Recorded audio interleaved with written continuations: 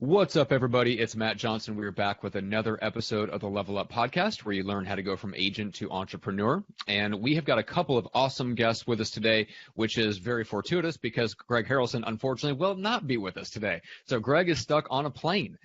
Just the timing worked out to where he's coming back from a trip, and things got moved around. He got put on standby and some other stuff, and so he wasn't able to actually join us. He was hoping to join us even from his phone from the airport or from the hotel room. It just did not work out that way, so it's awesome that we've got a great husband and wife team from Santa Rosa with us today to kind of share a few things. We're going to get into how to hit number one, number two on Yelp and Zillow with organic review rankings, so you actually start generating inbound leads from people that are looking for agents and homes in your area, and you can catch the traffic that way. We're also going to talk about building in the kind of concierge level service that will actually generate those reviews for you and encourage people to use them, as well as the concept of mini flips. And so we got a bunch of stuff to get into. So first of all, let me welcome Kimberly and James. Guys, how are you today? Good. How are you? Hi. Doing awesome. So just want to thank you first for jumping on with us today. I know you guys are with Century 21, just as Greg is, and so we reached out to you because you're one of the top teams out here in this area. So give us some idea of where Santa Rosa is. Kimberly, we'll start with you. Just tell me a little bit about the market out there for you guys and how long you guys have been in the game as a husband-wife team. Yeah, so Santa Rosa is located in Sonoma County, which is also wine country. We're about an hour north of San Francisco, and predominantly a lot of people from San Francisco will come live here and then commute, or they'll start their families here. It's one of the more affordable places with still a decent amount of population in the city. Yeah. The Bay Area is tough. I spent a good chunk of time there last year, late last year in the fall, and I've got my business partner on the real estate sides in the East Bay.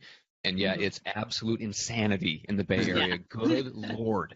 So you guys don't have an easy job, but the average sale prices are great. I think you mentioned $700K in the pre-show. So you guys have got a great average sale price. So that is what gives you kind of the flexibility to do what you call the mini flip, and we'll get that into that in a second. But I wanted to talk a little bit about the husband and wife team, because there's a lot of husband-wife teams out there. They can work really well. They can be a giant pain in the ass. It kind of depends on personalities and things like that. I know one of my mentors who's in the recruiting field, that is his favorite type of team to work with. He says they are the actual his favorite client, like coaching clients, are husband and wife teams. They end up being even more sustainable than almost any other kind of business partnership. So I'm curious kind of how you guys divide up the roles and share a little bit about your experience.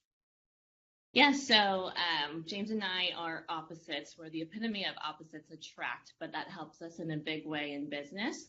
His strengths are my weaknesses and vice versa. So our gaps are filled by each other. And also what I enjoy doing, he doesn't. And then what he enjoys doing, I don't. So it works out really nice. And like you said, husband and wife teams always have the same goals. So it's, people are aiming for it together. And it doesn't feel like work when you're working.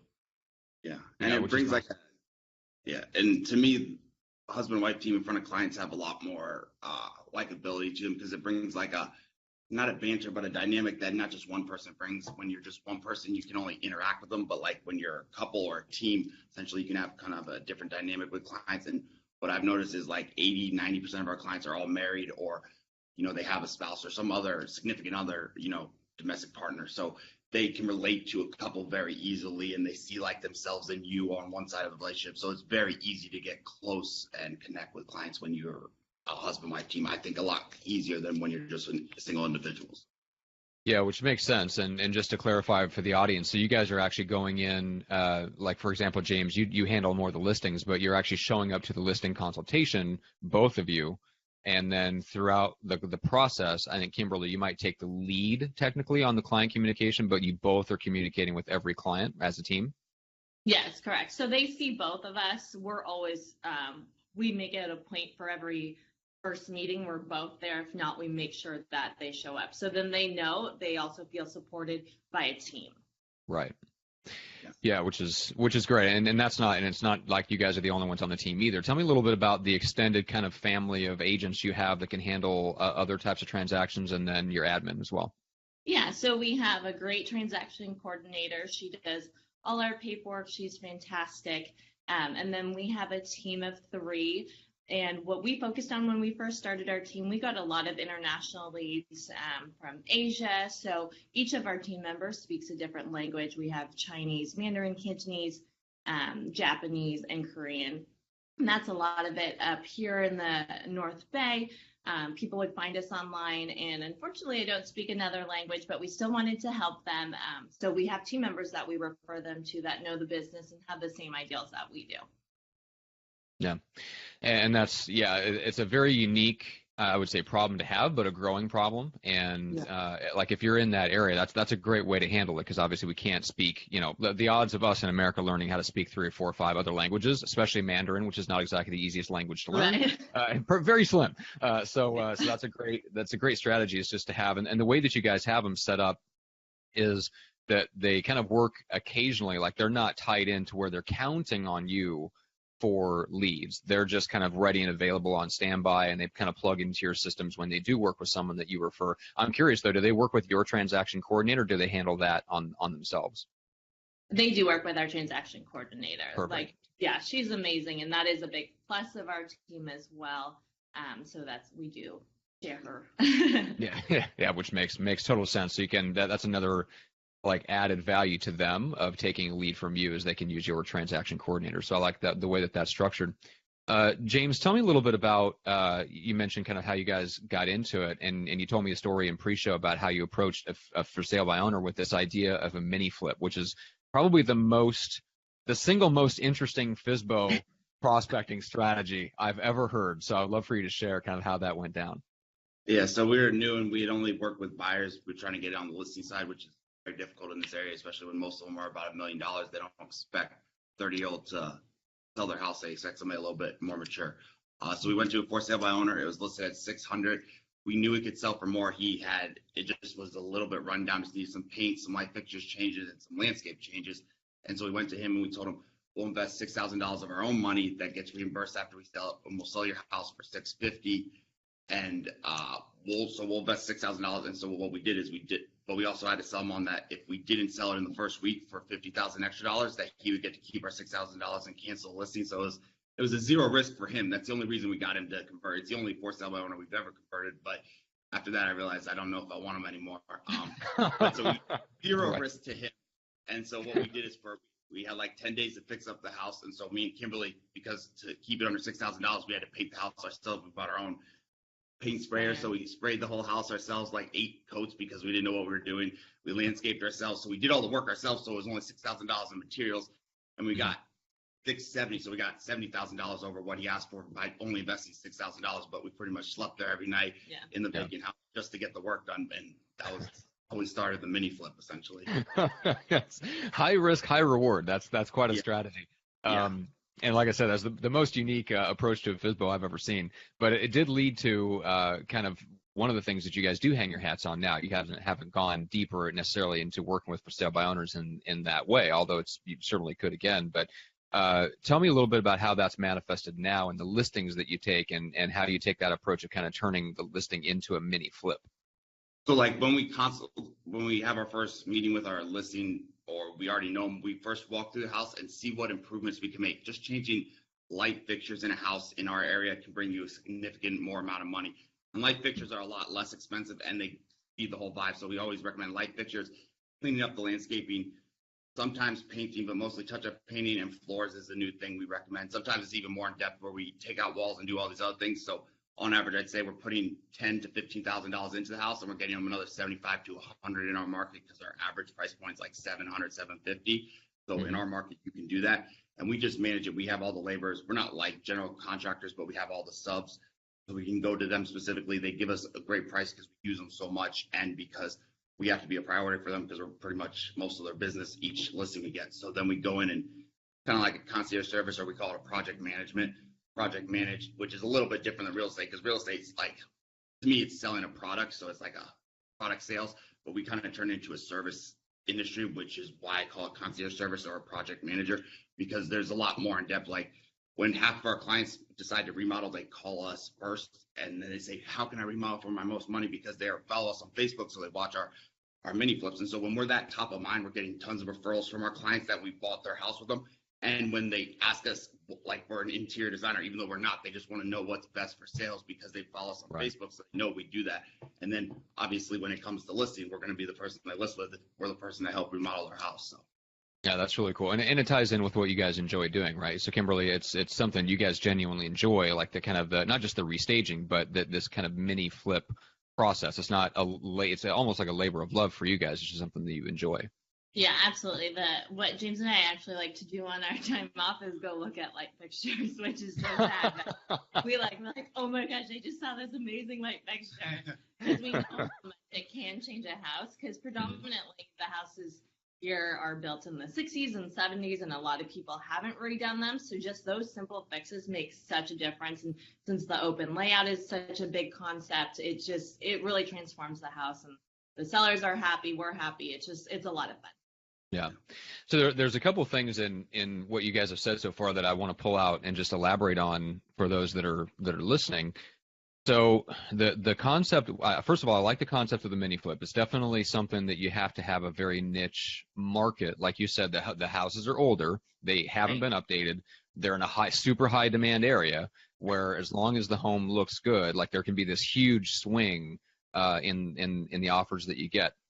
So there's a couple things that are unique about your market it may not work the same way in every market. And I want to get into like when you guys bring up that conversation here in a second. But I love the fact that you've really kind of staked out a very unique space in how you talk about real estate online and on social media, because like this concept of doing like these mini flips and you guys just kind of sharing what you're doing makes you an authority.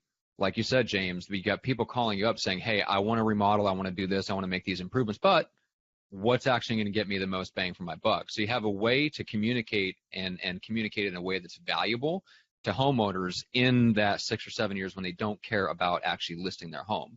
And that's where I think a lot of agents struggle. And you guys have found a really nice niche where it makes you an authority in something that directly relates to what you guys do, but also gives you a way to kind of keep in touch in the meantime with something that actually is of value. So I love that. One thing I am curious, though, is I've heard I had somebody on a podcast here a while back that mentioned that some agents go in for the listing, and if they make any sort of comments on what things might need to be improved, they might actually lose that listing to someone who waits until after the paperwork is signed, bring up the potential negatives of the house. I'm curious when you guys get into that conversation with a seller on what might need to be improved. Yeah, so what's actually interesting is that we've recently learned that kind of we can hurt ourselves by offering more help than agent. They almost think we're a scam, or why are we offering so much, or they don't want to fix their house. Or they don't want to do it. We've learned to navigate and ask certain questions, and before we go into depth, we have a structure that we kind of align where it's like, show us your house first. We let them do all the talking, and we ask them what questions you have. Before we offer up anything, like we try not to say anything that is relative to who we are. We just want to learn about them and their house.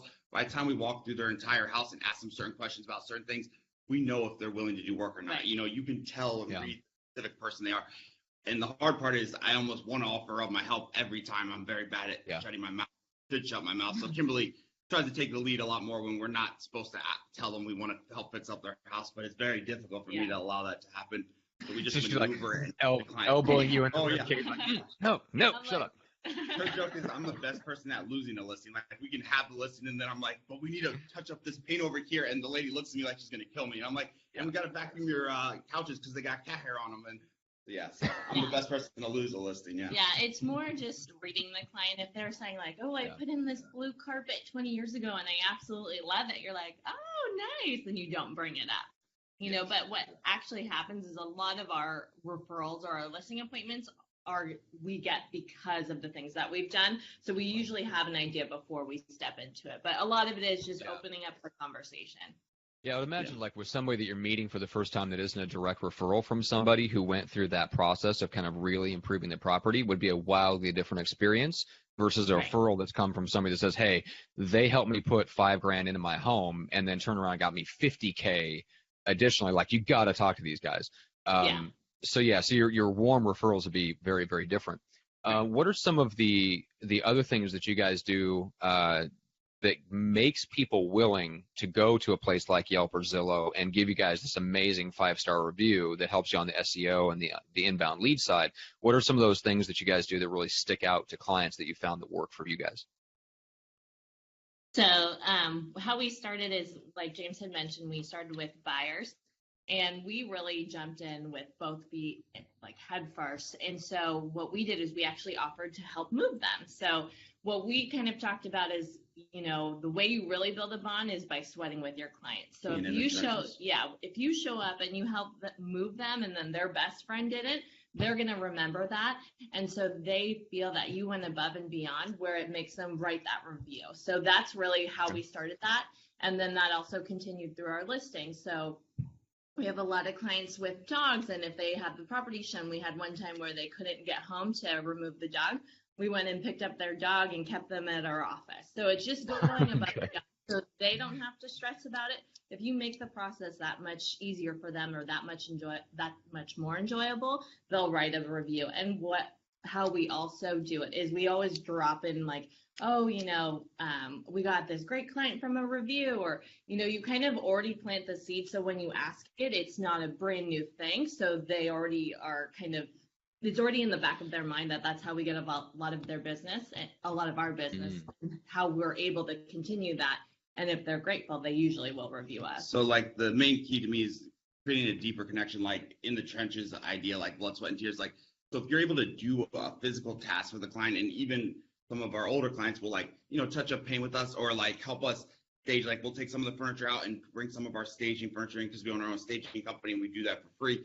And we let them have an opinion in it. So it's kind of like we're working together. You create a bond that's like almost no agents have that bond with their clients. So once you create that bond, you're more than just business for them. You're like a personal connection that is where our reviews come in so easy. Because if your friend asks you to write a review, it's almost awkward if you don't write the review. And I'm not trying to create the awkwardness, but like if your friend's like, hey, Johnny, write the review for me, you're going to do it, or next time you see them, it's going to feel awkward. So they feel more obligated to write the review because we have a deeper connection. If you're kind of surface, or you're just a business person, they don't feel awkward and they don't feel like obligated. Like if your mom asks you to write a review, you're going to write a review. I mean, it's once you create that deeper connection in the trenches idea, I mean, there's no way they're not going to write a review. I mean, we have as many reviews as people have been in business getting reviews for 10 years, because almost all of our clients write reviews, and they write them so in depth because the experience they have is so in depth with us, but it's the connection. And what point in the process do you guys tend to ask for the review? Not until the very end. So we want to make sure they're completely happy. And that's also how I feel when writing a review. When I have a service, I don't ever write it in the middle or in the beginning. I always write it at the end. And so, but like we had said, is we always kind of plant the seed throughout the process, so they know that reviews are important. And then at the end, we'll be like, oh, just checking in, how's it been living there for a week? Hope you're enjoying everything. Here's any information if you need help. And then also, could you write us a review? It helps our business. So we kind of send an email or a text, and then they usually end up doing it. And we make it as easy as possible with sending them links and, try to do it that way. But throughout the process of knowing them in the transaction, like a lot of times when they get to know you deeper, they really do want to know what you're about. And we're like, oh yeah, we'll bring up for no reason. We'll bring up our start. We'll be like, yeah, well, it was really hard because of our age to start in this business. But what we realize works for us and keeps our business going and us successful is our online reviews. So you bring up these little things that embed throughout the time you know them. By the time you ask them, it's already natural. But the one thing we realize is we used to get offended when people wouldn't write the reviews like a month after we asked them, and then we ask them again. You don't want to act like you're salesy, so you're not trying to like push the reviews. But what we realize is if you ask them about like 6 months and then a year after, a lot of these people are stressed out. They just moved, they just sold a house, or they just bought a house, and a lot of them have families, so they're got kids. Their writing review is not because they didn't like you or not happy with you or don't care about you. It's because they don't have the time and energy. But once you get about a year after the transaction, that's when we realized we also started getting a lot more reviews that we didn't get for the first year. And we just realized like it's hard to see how busy and stressed out they are from buying their house because you're not in it with them anymore. So you got to wait maybe 6 months. Don't feel offended or bombard them 12 times in 6 months. Do it like 2 times in the first couple months, and then do it like at 6 months and then a year. And we've even done things like where we were on 30 Under 30 for Realtor magazine. And so we did Facebook post, and we specifically wrote it. We gave them a reason why we needed a review. Like, we're trying to up our reviews because we're trying to win 30 under 30, but that had nothing to do with winning 30 under 30, but it gave them a reason. So we got a push of all these reviews, like 20 reviews that we hadn't gotten over the last 4 years. And so it was amazing. So if you create also a reason for them to give you a review because you're trying to win a competition, then they're even more motivated. So we picked up all the stragglers who hadn't wrote the reviews. Yeah, which is really interesting. I don't know that I've heard anyone use a specific strategy of going after folks that are, like 6 months to a year out from their transaction and going back and really making a point to ask for a review. I know people that reach back out and wish them like hey, happy 6 months or happy 1 year home anniversary or whatever since you moved in. So I think those would be great to combine those things. But I think it's also great just for the audience to understand that it's okay. To reach back out that long, like, oh, I didn't get a review from them. Maybe they're upset with me. They didn't really get back to me. I asked them a couple of times in the first month. You guys had the opposite experience, which is that, hey, reach back out to them 6 months, 12 months, whatever. They'll still probably give you a review. What's funny about that is that, and we all know how this goes, like there's always snafus, there's always things in every transaction that come up where they're not super happy with either the process or us or both. The thing about it is sometimes giving them those few months, kind of that stuff tends to fall away. And what they remember is that person got me into this house and I love this house. And so sometimes we can actually get reviews out of people that may not have intended to, right after closing to give us a review for whatever reason, but they kind of forget about the labor pains of getting into the home. And so I love that point because it encourages people to reach back out, months and years after. But the other thing I wanted to point out and get your guys' input on is, I don't know whether it's an intentional strategy to begin with or not. Now it is, right? So you guys are very intentional about, okay, we want to form the deepest bond with the clients in a hopefully like a scalable, sustainable way. We want to, plant the seeds to getting reviews throughout the process. Then you ask for the review about a week. It sounds like about a week maybe after the transaction goes down. And then now that becomes this kind of perpetual engine where it just keeps feeding the online reviews. And now you're getting all these inbound leads from people finding you on Yelp and Zillow because of those referrals, right? Or because of the reviews. Yeah. And so like the one thing that I'll say is like people spend a lot of time prospecting or figuring out how to get more business or, doing pop buys. I mean, social media creates where you don't really need pop buys anymore. You're top of mind as long as you're posting and it's not salesy. It's like, oh, this house, we just had a struggle. Like we had to change out the site fixture, fun, cute things. And because there's two people, it's easy to have that banter and dynamic on social media. People follow. Yep. But you can totally make your transaction with them your prospecting. How great you do with them is our prospecting. So we don't have to prospect all year long. We spend more time with our clients creating the prospecting while we're creating that great experience with them. It's an experience they remember. It is a product they're purchasing or selling, but it's also the experience more so. They remember the experience more than they remember what you sold their house for. They remember the things you messed up or the things you did that were awesome. So prospecting for us is the interaction with the client during the transaction, also not during the transaction, like when they call us help remodel the house. So we don't have to do the prospecting throughout the year and creating more business and more business. It creates itself by doing the interaction with them. And that's like a 2-for-1 kind of thing. Yeah, I like that. Yeah, just making your client interaction more visible to them and visible to other people increases the number of touches you have. So you have to do less, quote, prospecting, but you're still staying top of mind because of the content that you're putting out, which I like that a lot. Let's talk about the home staging, just as a quick aside. So you mentioned that your staging company provides the staging to your seller clients for free, if I remember right. Do you make a concerted effort to make the staging company its own profit center by, making it available and charging for other services, or is it mainly just like a subset of your real estate business where it serves your clients? So in my mind, I sometimes get scared off of things, and my thought is, I'm a real estate agent. I'm not hiring another real estate agent staging company to put them in front of my clients and feel my clients. So I feel like we wouldn't be that successful at just being a staging company. We do it for all our clients and we do it for our team members. That's actually how we got one of our team members on. Is they're like, can you stage a house? It'd be as much to split the commission with you as it would to stage a house around here.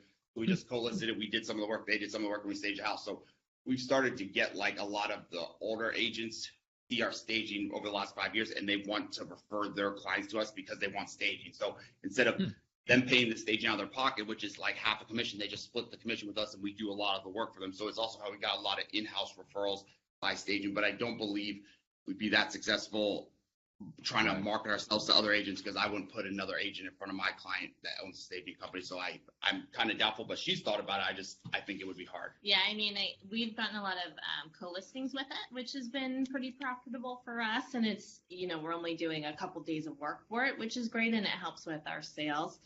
How we started our staging company is when we got our first listing. We lived in a 3rd-story apartment, and we're like, okay, how can we make this look better? We have to sell this. This is our first listing. So we would actually take our apartment furniture and we didn't have any other furniture, so we used our move it down 3 flights of stairs and then stage it. And we didn't tell them it was ours, and James and I would be sitting on the floor, but that's what we wanted to do. And then we saw the return on it. So then we're like, okay, let's start investing in the furniture. So that was really more, it's more an investment in our business for getting listings, because that's where we know it generates a lot of our business. And then it has helped us with co-listing. And selling the listings quicker. Yeah. I believe staging, like fixing up the house is a version of staging, and staging is huge. And also your clients see it as like, if you were to pay for staging, they don't appreciate it. If you were to pay for a moving truck, they don't appreciate it. If you help move with them, or they see that it's your staging product, they think you've done so much more for them, even if you paid for it or did it yourself. So us staging ourselves, we have workers we hire, so I don't move any of the furniture. I just tell them where it goes. So it's not that much work, but they feel like you put so much effort into their selling their house that they're so grateful. I mean, we don't get unhappy clients, or I mean, we offer every time we sign a listing, you can cancel with us tomorrow if you just decide we're not doing what we said we're going to do. And that's never even came up once, because we do so much for them that they know if they were to look somewhere else, possibly for another agent, they realize how much we did for them, or how much. And what I like about that, among many things, is I love, because I've seen this on the marketing side too. Like there's something very, like, the more you can deliver that's tangible that they can see. Yes. The more value they feel like you've delivered, even if it's not really that to you, to us as a service provider. Maybe we would consider it sometimes the least important thing that we might do, depending on what your business is. But when it's something that they can see, especially when it's in their house and they're in it every day and they see it every day, there's a difference in what their house looks like because of their relationship with you guys and working with you guys. It kind of drives that point home every single day that you guys you did something concrete for the commission.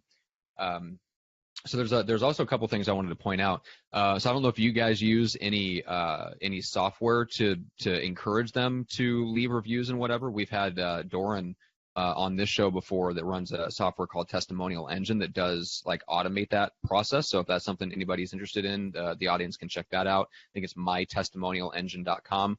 And what that does is allows you to write like a 3-step email process that gives them a place where they can write the review, and you get that review even if they never go and follow through and post it anywhere.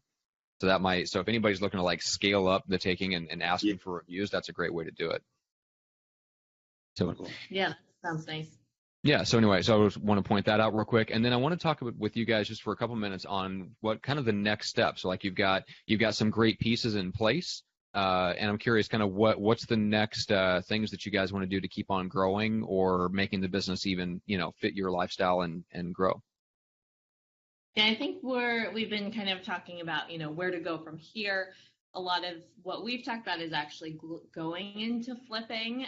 It's kind of been something we've always wanted to do, and the mini flips were basically our testing mechanism. So that's kind of where our goal is, because, we do a lot for our clients, so we don't want to keep doing that. And James has a very entrepreneurial mind, so we want to do something real estate related. And then also a big thing for us is expanding our team. We love having a team. We love working with other agents, and we want to help them. So it's probably a combination of both, and I don't know. Yeah, so flipping, definitely, we're in the process of working on purchasing our first flip to try that out.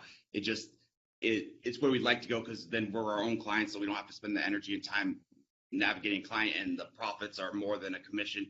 We don't know the market, so that's the scary part. But the other part is, so what we've just started doing is, one of the agents in our area, he's the biggest agent. He's in Central 21. He's been the biggest agent. He's like one of the biggest in the country for a while. He's been in real estate for 40 years. His brand has been shrinking and shrinking and shrinking because he doesn't know how to do online presence. And so, like, I've been hounding him for a year that we can build your business back up. I call him $1 million brand. And so he just joined our team. And so we've already created online presence, social media. Like, he has so many past clients. He just doesn't know how to he says he doesn't want to ask for reviews because he thinks it's rude, but it's not rude. It's so I call our next step. We used to think we want to do a brokerage, but I don't think I want to do a standard brokerage like what we had always thought about doing a brokerage, is doing something like what we're doing for him, because we have 2 other agents that aren't on our team that we kind of do and we co-list stuff with them. So we call it like rebranding them, or we either take the brunt of the work or we rebrand him. So like this guy, we're rebranding him right now, and he probably makes like $500,000 a year, and he has like 2 agents on his team. But within the next 12 months, I believe he'll be able to do $1 million or $1.5 million, just because we're getting his online presence, getting his reviews in place. So rebranding agents that already have all the name that we don't have because we've only been in the business 6 years. That's where I think we're going next. Yeah, I love it. Yeah, there's a lot to unpack there, but yeah, that's an interesting strategy, almost being venture capital and almost like a talent agent for real estate agents who have all the back end, all the experience, but don't have the online brand that they need to kind of keep up with the way things are going. So yeah, I think that's a great idea. That's if you guys have the skill set to do it, it's something that you can definitely build. That can be your main value add to agents. Is say, look, if you've got the past clients, if you've got the database, if you've got the relationships, but you don't have the brand anymore that you used to, come over here, we'll rebrand you, give you that part of it, and then you just make sure that we keep on nurturing that database. So I like that. I also wanted to mention that on the flipping side, there's a great example, and one of our other past guests, Tom Caffarella, who's up in Boston, kind of got into it from the opposite angle that you guys did, but I think the end result is the same. So Tom started as an investor, and then ended up starting a brokerage to work with the 90% of listings, like the sellers that he would run across that weren't good investment deals, and then he would farm those leads out to his agents. So if you guys do get into the flipping side, you just keep generating seller leads like you already are. You cherry pick the ones that are good investment deals, and then you service the other ones as agents. It's a great business model. Tom is doing a phenomenal job. And so, yeah, if you guys just keep on doing what you're doing and you add in the flipping component, I mean, it works actually really, really well, and it kind of is this nice little reinforcing virtuous cycle. Absolutely. That's exactly what it sounds like we want to do, kind of the same exact mindset, but from different sides, Yeah, exactly. Yeah. So getting into it from 2 different directions, but the end result being very similar. So that's awesome, guys. So refresh people's memory where you guys are at so they can keep you in mind for referrals, and then tell people what's the best way to reach out and connect with you guys if they do have one. Yeah, so we're located in Santa Rosa, California. We handle Sonoma County, Marin, Napa County, and you can email us at modernagentKJ@gmail.com or call us at 707-787-7793. Perfect. And it sounds like if anybody has, especially like an international client in the North, Bay Area, sounds like you guys would be a great resource. You have all the connections to the folks that do speak just about any language you would have. So I just wanted to mention that too, because there's a lot of folks that are in that area or around that area who are encountering international clients coming in through online leads, and probably the same as you, don't know exactly what to do with them and are like letting those slip through the fingers. Get them over to you guys so that you can connect them with one of the agents on your team that speaks the language and get them to the right person. So awesome, guys. Well, I just wanted to thank you briefly. Everyone that's has watched and jumped on the live broadcast with us: Mark, Sonny, Laura, Mike, Jody, Teresa, Alicia, Dennis, Larry, Nate, Jerry, Darla, Alan, Gene Volpe. What's up, man? The Evil Bald Ninja dropping in to watch us. Guys, thanks so much for watching the Facebook Live with us. We appreciate it. Make sure to give these guys a shout out in the comments. Thank them for coming on. Make sure to go to the Level Up podcast and either subscribe. You can go to iTunes and leave a review. Make sure to give these guys a shout out and thank them publicly for coming on the show and providing all the value that they did. And if you guys have got a referral in their area, make sure to send it to them. And with that said, guys, thank you so much for watching and listening and all that you guys do to share the show. We appreciate it, and we'll see you on the next one.